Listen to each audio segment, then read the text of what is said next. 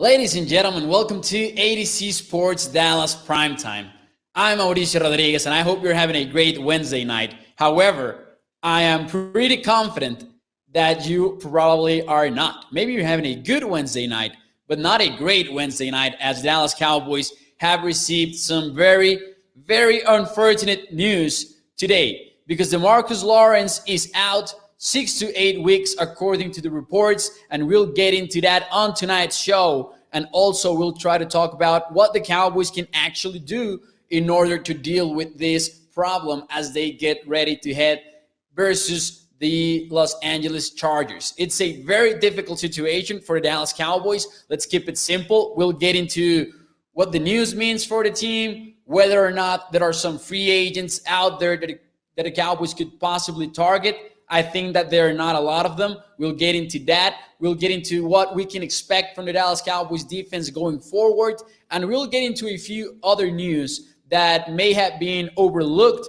by the fact that DeMarcus Lawrence is getting all of the attention. And honestly, he should. He is the best defensive player in the Dallas Cowboys roster, and now he's out for 6 to 8 weeks, according to the reports. It could be longer. It could be earlier. Listen, but this is a very bad spot for the Cowboys defense, even more so without Randy Gregory.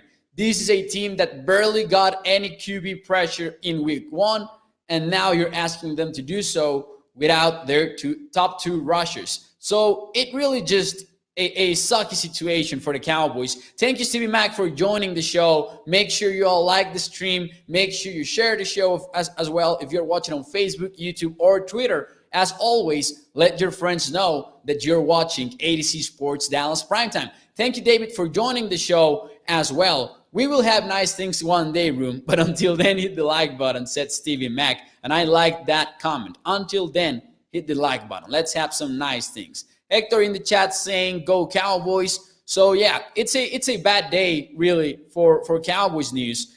And it's been a bad week, actually. Just after the Cowboys really got our hopes up with a very strong performance against the Tampa Bay Buccaneers. Since then, the Dallas Cowboys have lost for extended periods of time and for short periods of times, but they have lost Randy Gregory, Michael Gallup, Lyle Collins, and now DeMarcus Lawrence.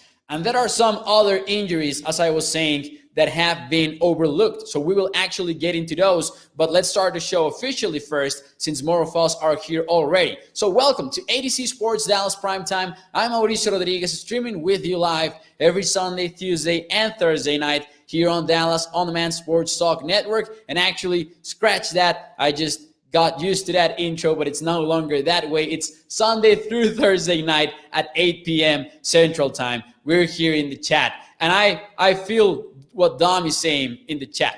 I feel what he is saying, and I agree with the sentiment. But we'll get through it. Let's talk about it on tonight's show. As I was saying, we'll talk about those news. We'll dive into the DeMarcus Lawrence news. We'll talk about maybe Micah Parsons being potentially the Cowboys player they turn to rush the passer. We'll get into all of that. But first, and thank you, Dom, for joining the chat, and thank you all who are joining, by the way. But let's get to the news. And let's get into all of them.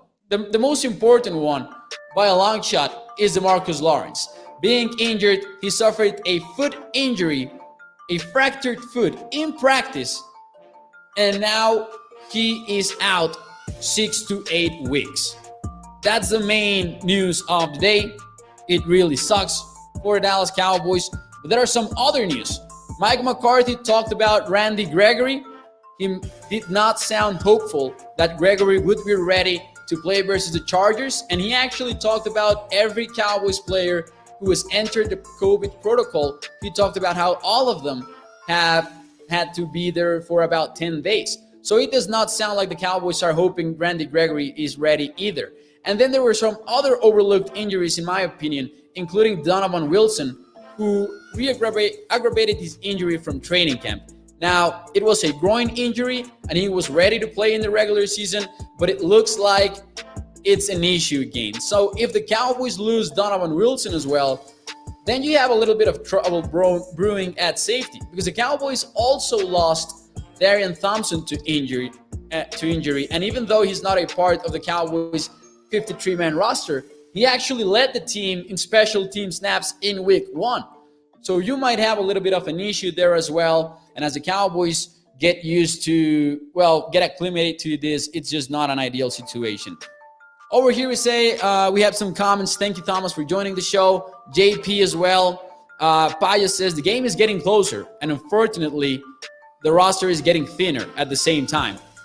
What is up, Lord Nova? Thank you for being here in the chat. Donald Jackson over at Facebook. Who will step up in his absence? And that is far and away the biggest question for the Dallas Cowboys regarding DeMarcus Lawrence. And I'll actually get ahead of the topics here and talk about DeMarcus Lawrence first, because it is what it's in all of our minds. And I want to tell you why I'm not very confident about this. We have talked about the Cowboys coaching staff being able to adjust, or maybe not. But here's the thing. Defensive coaches and coaches in general, you can adjust to certain losses, but there's only so much you can do when the talent that you have on your roster is the level that the Cowboys have. Because really, if we're being honest, the Cowboys do not have a lot of talent at the defensive line or even in the defensive backfield. You have a few players, and particularly you had 2 players who are very important to this team's success, and that is DeMarcus Lawrence and Trevon Diggs, especially after what we saw from Diggs in week 1. But without Lawrence, it's really tough to know what we can expect from these Cowboys defensive units. And I have some numbers from you, and these numbers are only from the NFL kickoff, but this is about QB pressures. Now, the Dallas Cowboys had only a few players that were able to register QB pressures versus the Tampa Bay Bucs and Tom Brady. DeMarcus Lawrence led the team with 5. Randy Gregory came in at 3. And Micah Parsons had another 3. And then Dorrance Armstrong had 3. Now, out of those leaders, DeMarcus Lawrence and Randy Gregory are potentially out, at least versus the Chargers. But here's the thing.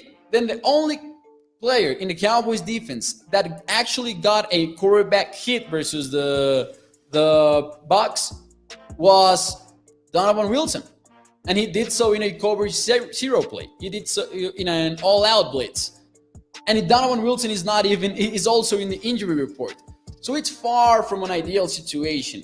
Now, we can take a look at the Dallas Cowboys defense and hope that Dorrance Armstrong can step up, or maybe even Terrell Basham. But are we really confident in those players?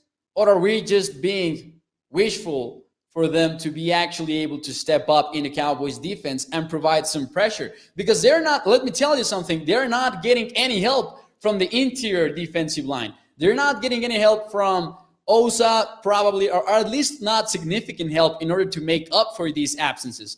They're not getting that help.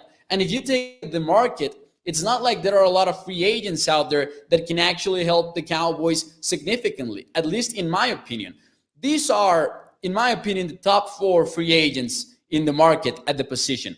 We're talking about Oliver Vernon, who, he had 8 or 9 sacks in 2020. He's actually had a very strong past few seasons, but he's coming off a Week 17 Achilles injury, and he didn't play in the postseason in 2020. And we know that that kind of injury usually drags on that late in the season until the beginning of the next season.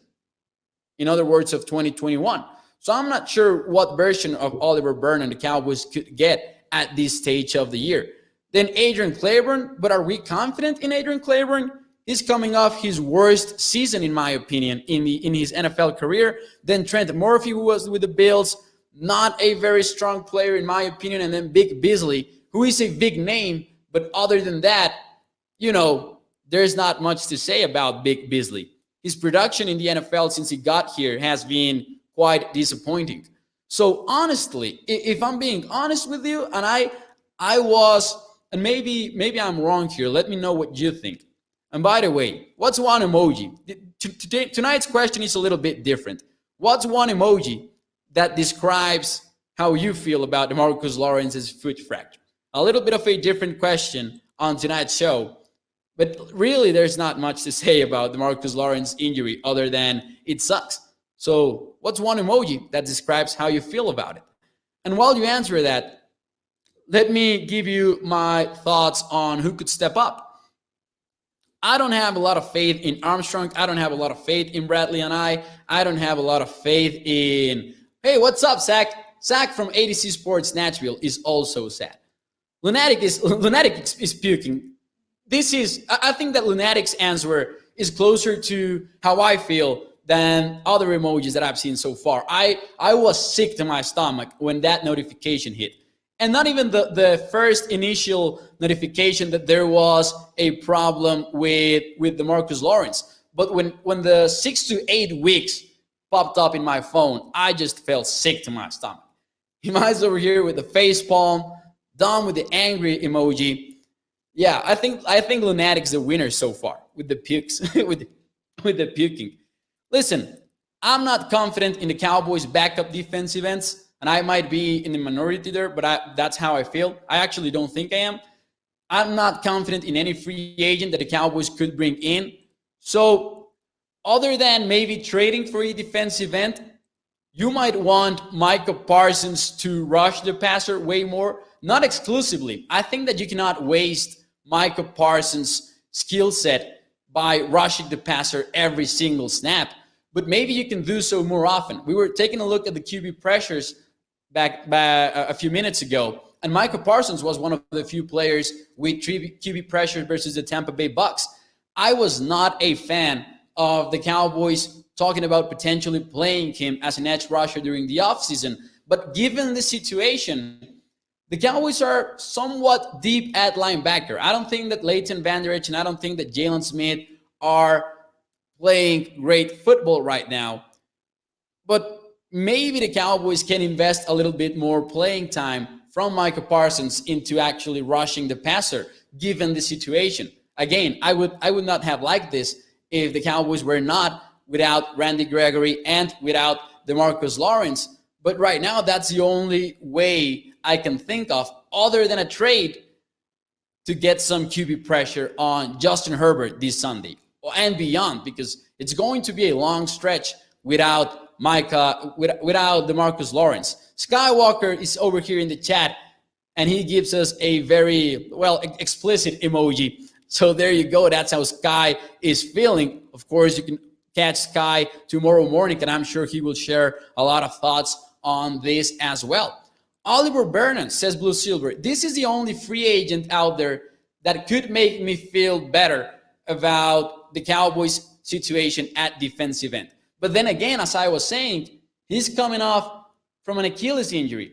And, those change players, especially at that age, in my opinion. So we might not be getting the best version of Oliver Vernon if the Cowboys end up signing him. Now, we can talk about a trade. Stan Birch says, let's make a trade for a different player. Someone else had said, let's trade for another defensive end. And listen, it kind of makes sense.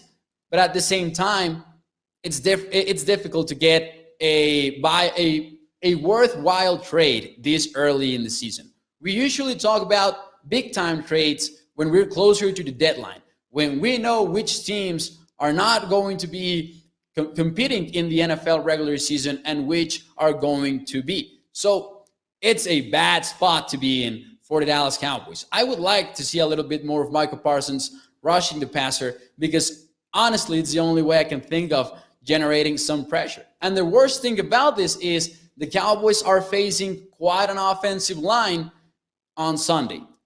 Last night, we took a look at some numbers from their offensive line. We saw how Rashawn Slater performed.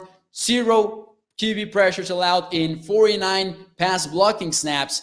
And now you're in this situation in which you don't have Randy Gregory to face him. You don't have Marcus Lawrence on the other side of the football. It's a bad spot. Who could we trade for? Jerry doesn't make big moves. Now, I'm going to say something regarding this. Usually the Cowboys do not make big moves. But if this was week 7, week 6 in the NFL season, I would think that the Cowboys would be able to go get a pass rusher. Sort of, because we like to say that the Cowboys don't make big moves, and that's true most of the time. But what about in 2018 when they got Amari Cooper from the Raiders? That was a big move from the Cowboys. But honestly, my issue right now, I think, is the fact that we are only in week 2. Hell, week 2 has not even started. So there are not a lot of NFL teams out there that are going to be willing to trade their defensive ends. Someone mentioned in social media players like Emmanuel Ogba, who kind of are available most of the time. Mike, thanks Marinelli, shake my damn head, and thanks for Taysom Hill as well, says Lunatic. We could have TJ Watt, but we drafted tackle, says Mike. I'm over that. I gotta be honest with you. I have decided to move past that 2017 NFL draft. There's only one who can save us. I think, what was it, Sky, who actually tweeted that out? There's only one who can save us, and then a gift from Taco Charlton. I'm not sure if that was Sky or if I'm imagining things, but someone actually tweeted that out. Thank you, Ru, for reminding people to like the video. And of course, if you're watching on Facebook, YouTube, or Twitter, please let your friends know that you're watching ADC Sports Dallas Primetime. On the right side, says Jennifer, at least it's early enough in the season that there's time for them to all come back and be hitting their stride right in the last month of the season. Also, we are kind of feeling a little bit pessimistic because of who's next in the Cowboys schedule, in my opinion, because the Chargers, even though they were not very successful on early downs, actually Justin Herbert was a 32nd ranked quarterback in the NFL on early downs and the number 2 in third down. So we might be overestimating a little bit the Chargers next Sunday. However, they're still a good unit, and they have strong wide receivers. They are a very capable offense to drop maybe 30 points on this Cowboys defense. But beyond them, you are going to face the Eagles in week 3, the Panthers in week 4, the Giants, the Patriots, and then you're getting the bye week. And even after the bye week, you get the Vikings, the Broncos, and the Falcons. So the Cowboys schedule is going to get easier. It is just a bad spot to be in after what we saw from the Chargers last week. So listen, I'm not going to panic. I'm not ready to hit the panic button on the entire Cowboys 2021 team. However, I did walk away a little bit concerned about the Cowboys defense in week 1. Not because of what we saw from the secondary. We kind of expected that. But I was a little bit underwhelmed from what we saw in the interior defensive line. I thought that really the only player that can generate constant QB pressure on the Cowboys is DeMarcus Lawrence, and now he's gone. So it's a little bit frustrating. Wait until they bring Crawford out of retirement, says TV Mac. That would be frustrating. I mean, I like Tyrone Crawford. I don't know if that's the guy you want to turn to in this situation. Why not put number 11 in place of number 90? He can pass rush, says TJ. And actually, yeah, I agree with that. I think that right now, unless, again, the Cowboys trade from someone outside the team, I think that's the most easy way to generate QB pressure. But I'm going to be honest with you. Even if they go that route, you're probably not going to get super good edge rushing play from number 11.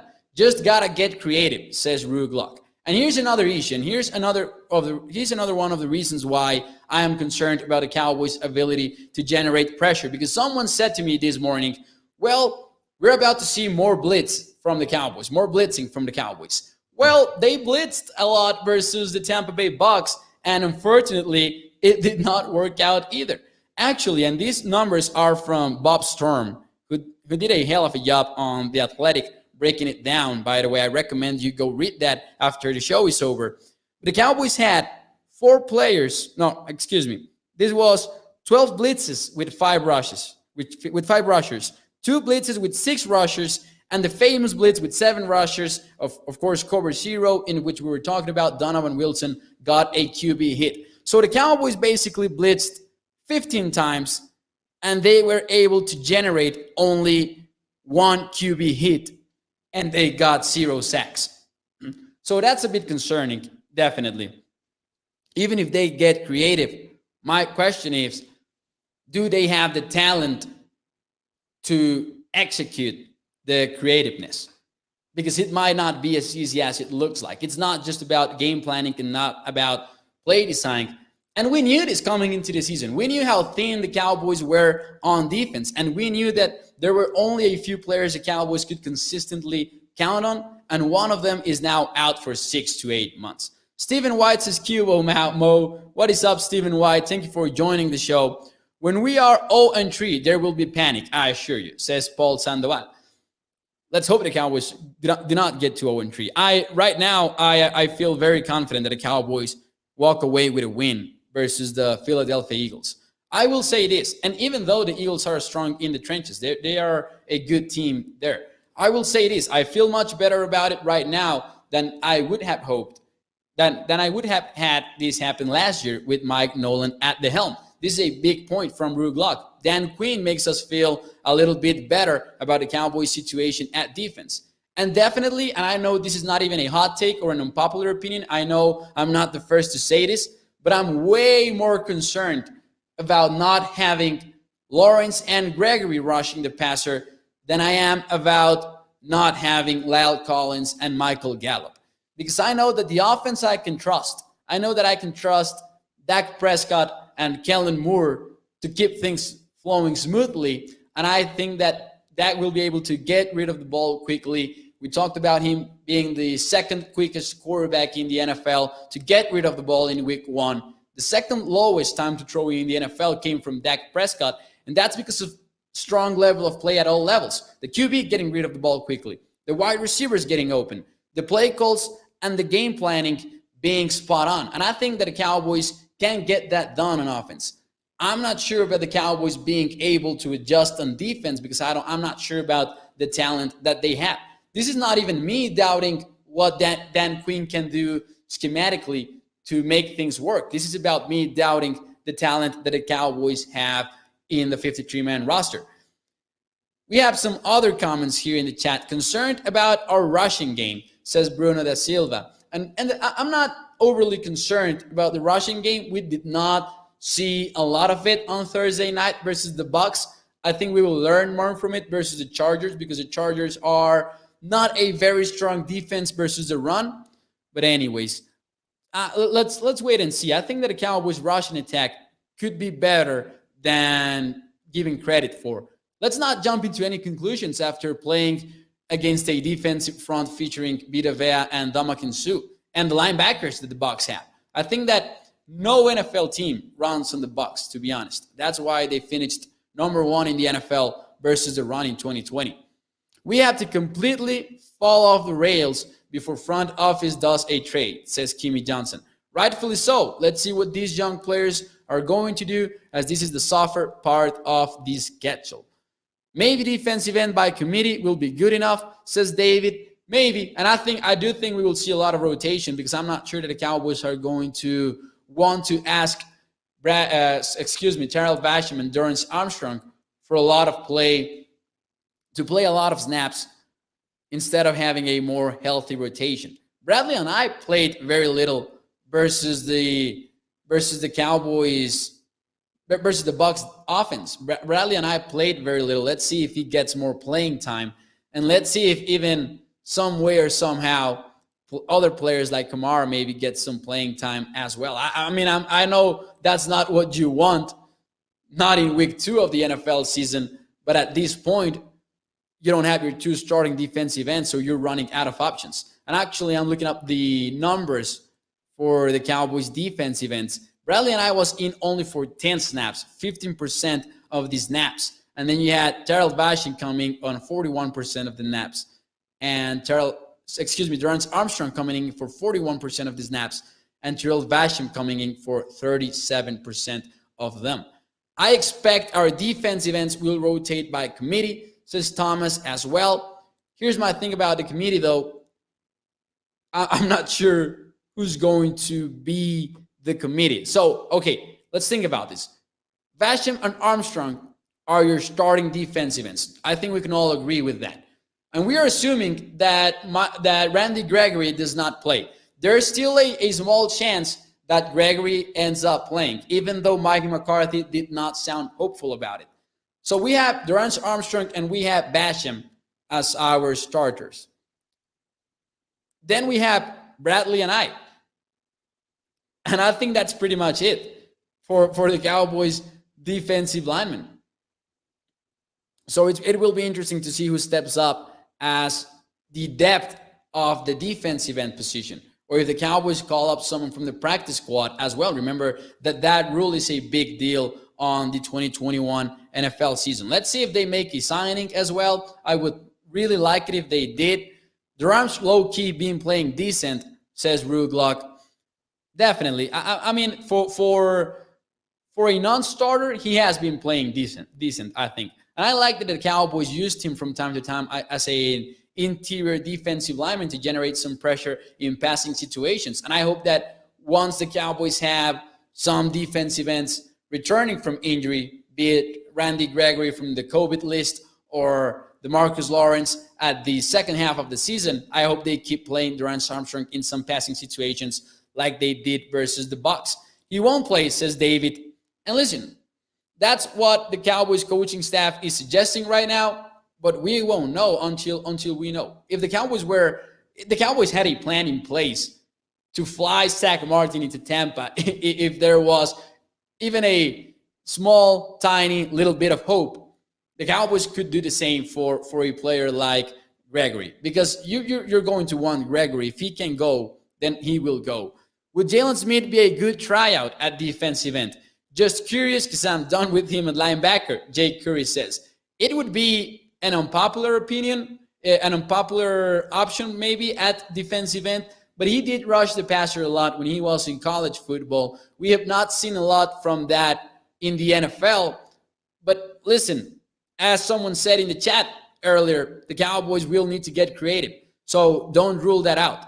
And I don't know if he can provide a lot as a pass rusher, but I think that the Cowboys will need to do something like this, be it Micah Parsons or be it Jalen Smith, to get some, or maybe a little bit of both. You know, the Cowboys will get creative. I do think that they are going to do that. My question is, are they going to be effective? Because again, they had 15 blitzes versus the Tampa Bay Bucs, and it was just not enough. I think that McCarthy was saying that Gregory wasn't playing to throw the Chargers off, says Thomas. So that would be amazing. That would be just great news for the Cowboys. But I'm not sure that's going to happen. And by the way, before we move on to the Cowboys snap counts, we would be able to rush the passer with all three linebackers rotating, says Bruno. Chauncey Golston is another option, of course. David said it in the chat. Chauncey Golston was inactive for the first game versus the Bucs, but he was a full participant in practices, even in week one. So Chauncey Golston, the third-round rookie, might be ready to play versus the Chargers. That is a good point from David. We need to stop the run on the edges. Don't forget it, says Brian. Number 11 on the line, and actually taking advantage of the fact that Steven said that in the chat. My question is, do you agree or disagree that the Cowboys should play Parsons as the edge rusher for most of the game versus the Chargers? Would you like to see that, or do you think that the Cowboys should bet on their backup defensive ends to get things done versus this offensive unit from the Chargers? Now, keep in mind, we're a little bit scared about the Chargers because of what we saw from them versus the Washington football team that have one of the best defensive lines in the entire NFL, and still they were very, very dangerous on offense. But don't forget, and I will insist on this time and time again, that the Chargers were not very efficient. They were very dependent on third down success. And Justin Herbert was actually the 32nd ranked quarterback in week one in early downs. So this might not be an elite offense still. This might be just an offense that got a little bit of lucky, a little bit, clutch maybe on third down, but they were very dependent on third down. And it's very difficult to translate that from one week to another week. So the Cowboys might be a little bit hopeful in that aspect. Try it out, says Stephen White. Both, says David C. For sure, try it out. I think they should switch it up. Now, interchangeably with Jalen, says David Cisneros. So we want to see, David wants to see a little bit of Jalen Smith rushing the passer and a little bit of Parsons rushing the passer. Could you imagine if Jalen actually has a strong game rushing the passer, and then he becomes one of the biggest storylines in the 2021 Cowboys? I know I'm just being optimistic, but man, that would be very, very fun. Play Parsons at defensive end and play Cox at linebacker, even though I'm intrigued by that possibility and by that proposal from David. I think that the Cowboys are going to be a little bit, a little bit hesitant to play Cox this early in the season. I think Parsons should play at the edge on passing situations, says Thomas. Ruglock says, I think it was Akai that said it, but Washington made them earn everything. And that is a good defense. I do think that if you take a look at Justin Herbert's stat line, you don't see the whole story of the game. I think that Justin Herbert did have a very good game versus Washington.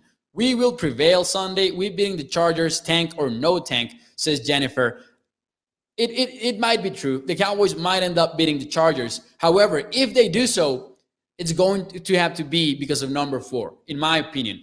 This is going to have to be a Dak Prescott game again. And that's going to be the case for a long time this 2021 season, I think. What about a package with Smith and Parsons on each end? Make a different package, says Jay Curry. We might see a lot of 4 linebacker packages. And by the way, and we might be getting a little bit ahead of ourselves here, but one of my biggest takeaways from the Cowboys Week 1 snap counts had to be Jaron Kears playing on 62% of the snaps. So we might see a little bit of that as well. We might see Keanu Neal, Jaron Kears being like this sort of strong safety / linebacker hybrid player, because I think that's what we saw from Jaron Kears as well in Week 1 versus the Bucs.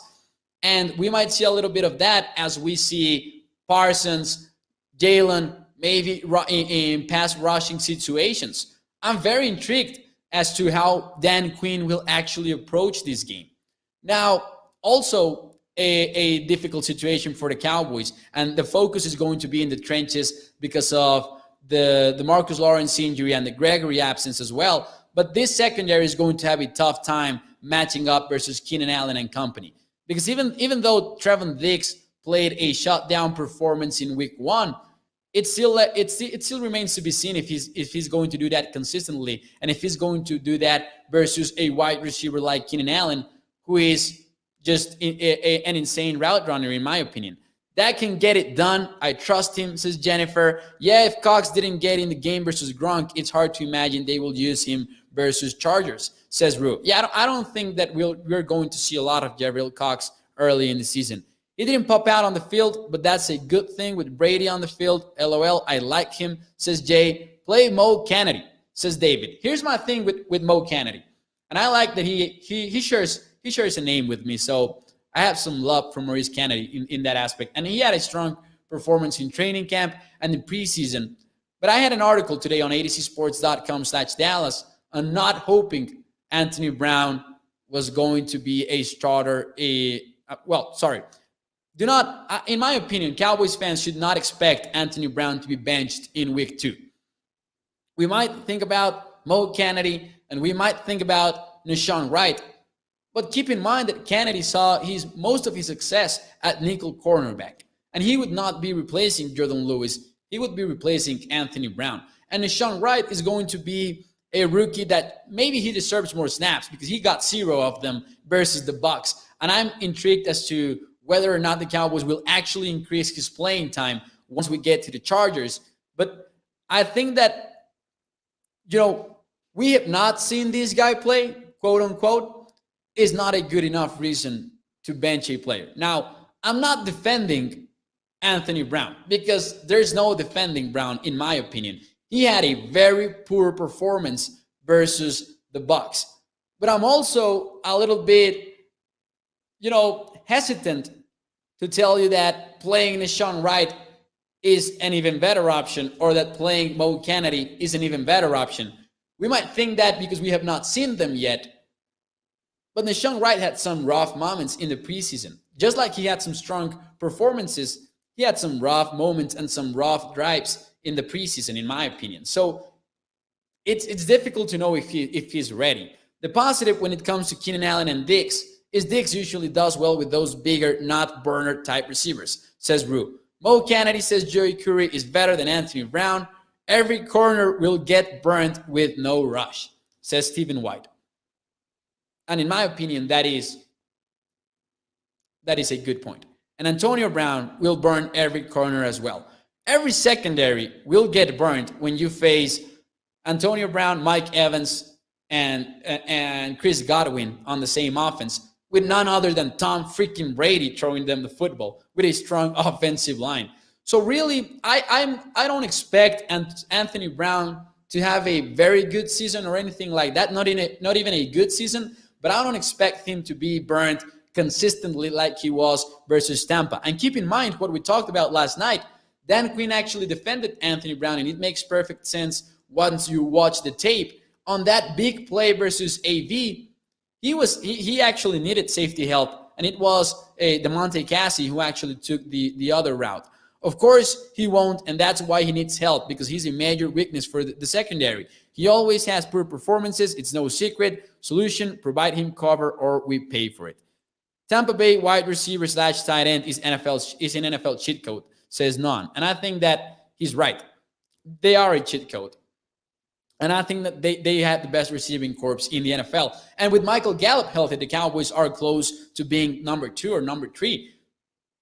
Unfortunately, Michael Gallup is also injured. But I'm not very worried about those offensive injuries. Anyways, other snap counts before I leave you tonight, other snap counts thoughts that I had from the week 1 game is Dalton Schultz play a little bit more than Blake Jarwin. I honestly thought that the Cowboys were going to surprise us with Blake Jarwin being tight end 1. It does not look like that way. I think it's still open for competition, and I think that Blake Jarwin could still become the Cowboys starter at tight end, even though we hated the way he blocked versus Tampa, and even though we hated that 3rd and goal play in which Blake Jarwin missed his block versus the Tampa Bay's safety.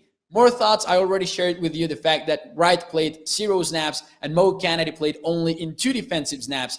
That should change. I will tell you that should definitely change. I don't think that we're going to see Anthony Brown benched, but I think at least we should see more plays for Nahshon Wright or more plays for Mo Kennedy. Like, at least give them some playing time, in my opinion. Whoever can catch and block, says Stephen White, regarding the tight ends. And other thoughts that I wanted to share with you, because by now you probably heard about the linebackers and Micah Parsons and Keanu Neal being clearly the starters at linebacker instead of LV and Jalen Smith. But over at special teams, I think we saw some interesting things. We saw Darian Thompson lead the team, and he was named team captain before the game, and he led the team even though he's not a part of the Cowboys' 53-man roster. So now he's injured, but before the injury, I wonder if he was going to at some point be signed to the 53-man roster, or if not, what was the plan?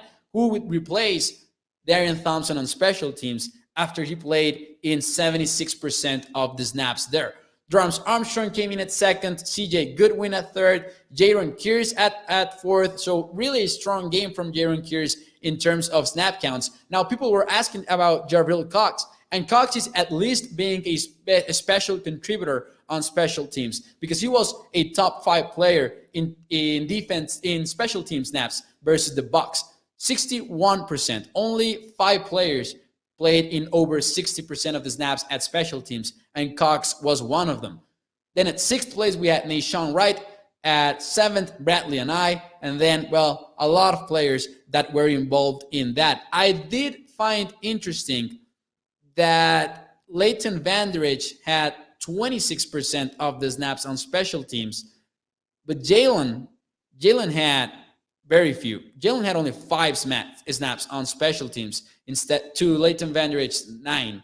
So really, Jalen needs to find a way to contribute to this team, in my opinion, because Jalen played the same number of snaps than Micah and Keanu Neal did on special teams. But the difference is they are your starters and Jalen is not.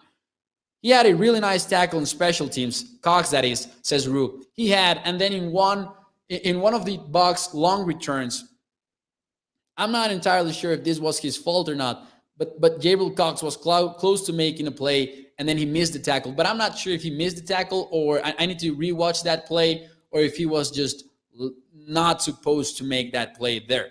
Hooker playing Sunday, says David. Listen, with Donovan Wilson and Darian Thompson potentially being out, well, we know Thompson is not going to be available, at least because the coaching staff said multiple weeks. We're not sure about Donovan Wilson. But if Donovan Wilson does not play, there's trouble at safety. And we're overlooking it because we are focusing on DeMarcus Lawrence, Randy Gregory, Lyle Collins, and Michael Gallup. And we're overlooking the fact that two strong safeties on the team are injured, even though Thompson is not a part of the 53-man roster. So if Donovan Wilson doesn't play, who's your strong safety? Hooker might be playing on Sunday, but he's still a free safety. I'm not sure we will see Malik Hooker play as your strong safety. I'm not sure we will. You think we are underdogs now at Sunday, says Gerardo over at Cowboys, or over at the ADC Sports Dallas Twitter. We are. The Cowboys are underdogs, in my opinion, on this game. And in the betting world, they were even before DeMarcus Lawrence's injury. So, yeah, I do feel that is the case for the Dallas Cowboys. I don't have a prediction for the game yet. I will have that for you tomorrow night since it is the last time that we see each other until the game. But I will have my official prediction by then. But yeah, right now I think that the Cowboys are underdogs. Cassie will play strong, says Dom. Or listen, Jaron Kearse again, he played a lot during the Bucs game. He played in over 60% of the snaps on defense. So Jaron Kearse might be the guy as well. But you might want Kearse and another guy in some weird packages that Dan Quinn might roll out as they try to get some edge, some pass rushing from the linebackers. I believe Malik Hooker played both safety spots in his career, says Gilbert. Mostly free safety, though. Malik Hooker has always been mostly a free safety. So maybe he did play a little bit of both, but mainly free safety, man. And that is where Malik Hooker looks great, in my opinion, as well in coverage. We could have been the only team with 3 100-yard wide receivers if Gallup didn't get hurt, said Robert. Now, listen, you know how Dak Prescott said that he did not want a 6,000-yard season because that probably meant that the Cowboys were behind in the scoreboards. He might get a 6,000 season now with DeMarcus Lawrence out 6 to 8 weeks. It might be the case. If the Cowboys want to be a winning team, as we knew before the season started, it will be through the Cowboys offense. Now, I trust them to do so. I feel, just like I feel these maybe pessimistic about the Cowboys defense, I feel that optimistic about the Cowboys offense. So much that I'm not sure I would change my 11-6 prediction from the preseason. I'm not sure I would change that, even with the DeMarcus Lawrence injury.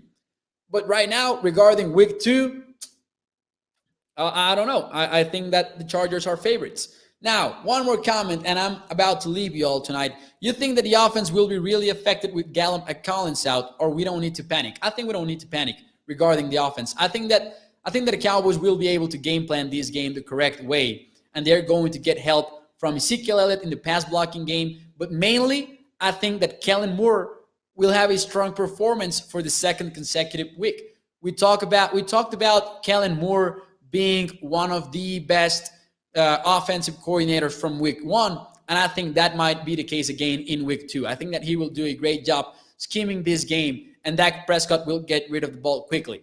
Plus, I'm not very scared about the Chargers defense. They do have Joey Bosa, they do have Derwin James, but this is a very different unit from what the Cowboys saw last week. So I'm confident in that situation. And thank you, Gilbert, who's saying great content. Followed you in Espanol after your last show on this platform. Hey, thank you, Gilbert. I'm glad you did so. And, well, as always, you can follow me as well on Twitter at MauNFL, MAUNFL. And I have some bilingual tweets, man. I tweet out some things in Spanish and some things in English. But if you follow me there and you see some tweets in Spanish, you can always hit the translate tweet option if you want to read it as well. Or if you want any tweet of mine translated, just ask for it, and I will, with pleasure. It is my pleasure For real. Really need to see Ezekiel Elliott and Tony Pollard to step up big time, says Bruno. I agree. What is up, Dallas? Just got here. What's up, ADC? The good thing is you're going to be able to watch the replay. And remember that these ADC Sports shows, my shows and Sky shows, are available in the podcast platforms as well a little bit after the shows are over. Thank you, David. Thank you for the support. And as always, I would appreciate it if you all hit the like button, share it with your friends. Most importantly, share it. If you're going to do only one of these things, I prefer you share it. But if you have time, do both. Hit the like button and share this show if you're watching on Facebook, YouTube, or Twitter. And as always, let your friends know that you're watching ADC Sports Dallas Primetime. That will be it for me tonight on the show. I really appreciate you being with me to talk about this DeMarcus Lawrence unfortunate news. But the Cowboys play on Sunday versus the Chargers, and they do have a shot at winning this game. What's your opinion on signing Oliver Vernon? He had like 8 sacks last year. We talked about it at the beginning of the show. Make sure you watch it on the replay. But that's the only free agent that I would feel good about at defensive end, honestly. Taking a look at the ones that are available, Oliver Vernon is the guy if you're going to sign someone. I'm comfortable going into Sunday, says Thomas. The Chargers, nor the situation should scare us. Let's go. I will see you all tomorrow night with the official game prediction, and we also will do a little bit of a segment on bold predictions. So keep an eye out for that. And betting the Cowboys, we will have a section as well that will also be available on adcsports.com/Dallas that will be called Betting the Cowboys. And it won't be only Cowboys picks, but it will be about a Cowboys game. So let's go. Have a good Wednesday night, and I will see you tomorrow at 8 p.m. Central Time. Thank you very much, and enjoy the rest of your Wednesday.